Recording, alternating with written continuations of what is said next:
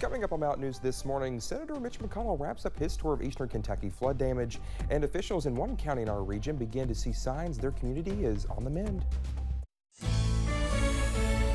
Dedicated to eastern and southern Kentucky, this is WYMT Mountain News this morning.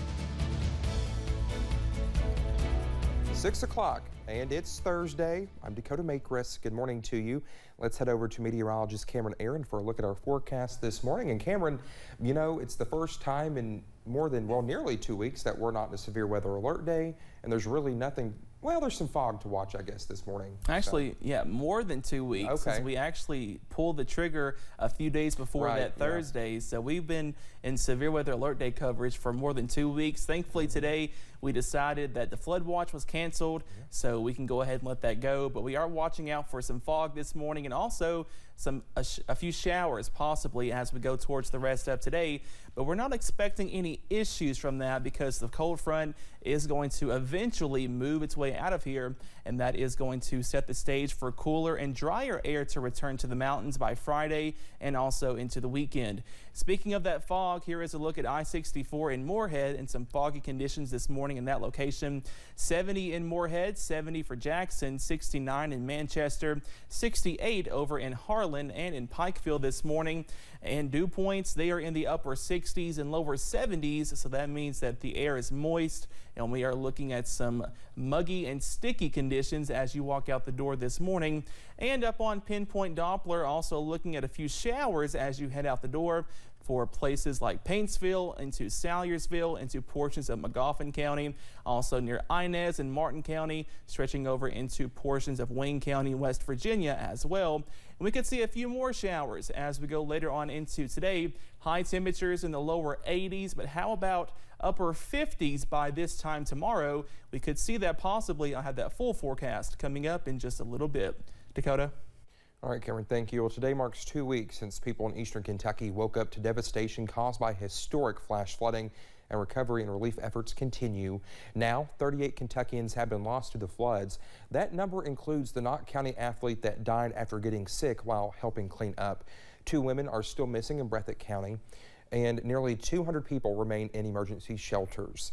315 people who lost their homes are being housed at state parks. The state also has 77 travel trailers in the region. Well, yesterday, Senate Minority Leader Mitch McConnell was back in eastern Kentucky touring flood damage and talking with volunteers and local leaders about the needs they have right now to get through this hard time. Senator Mitch McConnell was in Breathitt, Letcher, and Perry counties Wednesday, stopping at places like this in the Lost Creek community along Highway 15, where houses once stood. Breathitt County Judge Executive Jeff Noble says the county is making progress. We got probably more homes washed away this time than got flooded last time, and I mean, it's just sad. It's just tough. The judge executive recalled a conversation he had with President Joe Biden on Monday during his visit. You know, him being here in Lost Creek at Breathitt County, I mean, that brings a whole new meaning of hope here. The president said the federal government will stand with eastern Kentucky in the days, weeks, and months ahead, and Senator Mitch McConnell echoed that sentiment. He says last year's bipartisan infrastructure bill included $3.5 billion in flood mitigation. State government is flush like it has never been before, and hopefully that'll be a way for these mountain counties to tap into beyond the normal recovery. He also agrees with reallocating COVID-19 relief money to help aid in flood recovery. The state legislators will be working with the governor. Whether or not there's a special session necessary, we don't know. But the good news, if there's any piece of good news out there, the state has gotten a lot of money right now. Hoping to see eastern Kentucky build back stronger. In Breathitt County, Dakota Makris, WYMT Mountain News.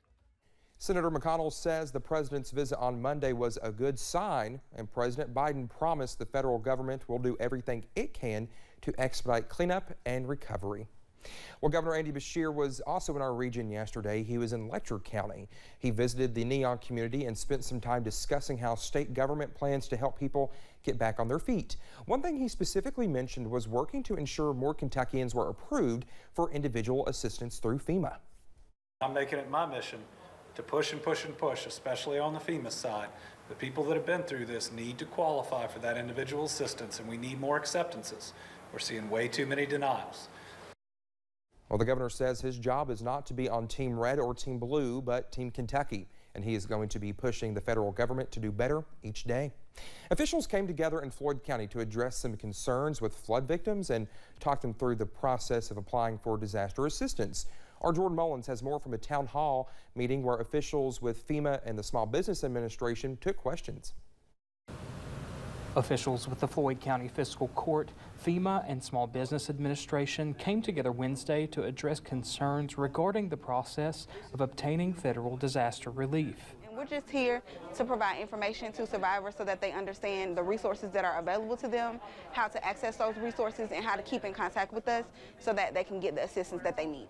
Encouraging people in Floyd County to meet in person, not just to ask questions, but to fill out applications at the nearest FEMA Disaster Relief Center if they have not already. If you can, please visit and fill that application out in person rather than doing it online, because what happens with the online process is it's long and it's difficult to fill it out.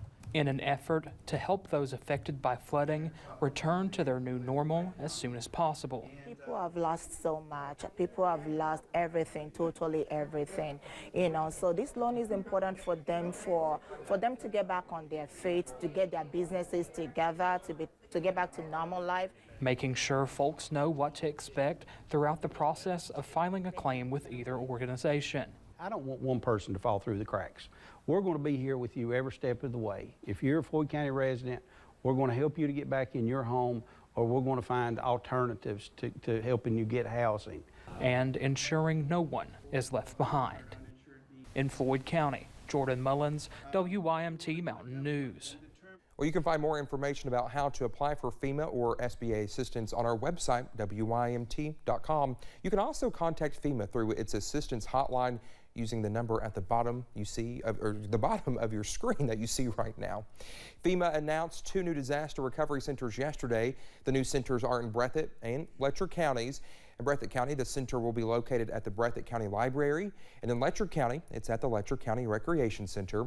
Other disaster recovery centers include Hazard Community and Technical College in Perry County, the Sportsplex in Knott County, and Oneida Elementary School in Clay County. All centers are open 7 a.m. to 7 p.m. Monday through Saturday and 1 p.m. to 7 p.m. on Sunday. Survivors in the counties impacted by flooding can also go to any center to get help with applications for federal assistance. Officials in Clay County say they can see signs that communities there are on the mend after the flooding. Clay County lost dozens of homes and 2 people were killed in the flooding. While many front yards remain cluttered and the insides of houses gutted, officials say they are seeing a lot of progress. Emergency Manager David Watson says 10 homes are not safe to live in and the flooding destroyed up to 60 others. But after the waters receded, volunteers moved in, cooking, clearing, and being available where they are needed. Extraordinary, volunteering and bringing not just their hands, but their homes and their equipment, and even their sons and daughters to come in and help. Well, several roads, including Highway 11, are down to 1 lane while crews stabilize areas that were washed out. What started as an idea has become a way for a sister duo over in Bowling Green to help families here in eastern Kentucky affected by the flooding. Anna Medina tells us about the creators of Art for Eastern Kentucky. As soon as I heard about the flooding, I automatically wanted to help, and I hated knowing that there were these people that were going to lose their houses, and that it just was heartbreaking. 17-year-old Cheney Genter is using her artistic ability to help families in eastern Kentucky who have been affected by flooding. I recently graduated GSA, which is Governor's School for the Arts, and one of the major things I taught you there was to use your art for good. While Cheney is the artist, her sister Sarah Kate manages the business aspect of Art for Eastern Kentucky. I automatically thought of art. That's always kind of been my escape, and so it was something that I knew I could really do, but also help people in the process. And so this was just a really good opportunity to be able to pay it forward and help them like they've helped us, and makes it even easier because she can do something she loves. The sisters say the success their small business has had has been unbelievable. I was going to be impressed if we raised like $200, $250, and then now we're at over 2,000, and we're shocked. Like, I'm so excited that we could raise this much money. As Kentuckians, we have a duty to help each other and to kind of stick together. Cheney's artwork varies, but also includes well-known Kentucky landmarks, such as Churchill Downs. The Genter sisters say they're grateful to be able to help, but also to be able to go on this adventure together. And so this has been really fun, just getting to hang out more and do something just for us, but then also, obviously, we're helping so many different people, and it's just a win-win for everyone. Reminding those in Eastern Kentucky. We see you, and we know you're hurting, and while we hate that, we hope that what we can do will help. That was Anna Medina reporting. You can purchase art by following Art for Eastern Kentucky on Instagram or Facebook and sending the sisters a message.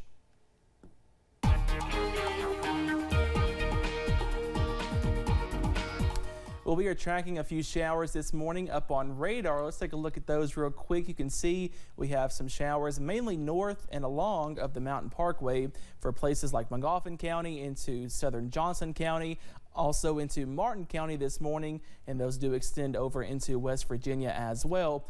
The good news, there are no watches and no warnings across the mountain, so that's really good news. That flood watch was allowed to expire last night, and thankfully that is going to continue to be the case throughout the rest of today. Temperatures in the upper 60s and lower 70s, 71 in Irvine, 70 for Somerset, and 69 over in Manchester. We are going to top out in the lower 80s later on today. A little bit below average, but nowhere near the record of 97 set back in 2010. Dakota. All right, Cameron, thank you. It's almost 6:12 here on Mountain News this morning. The U.S. looks for a man who allegedly planned to assassinate at least 2 former U.S. officials. Well, more on that in just a few minutes.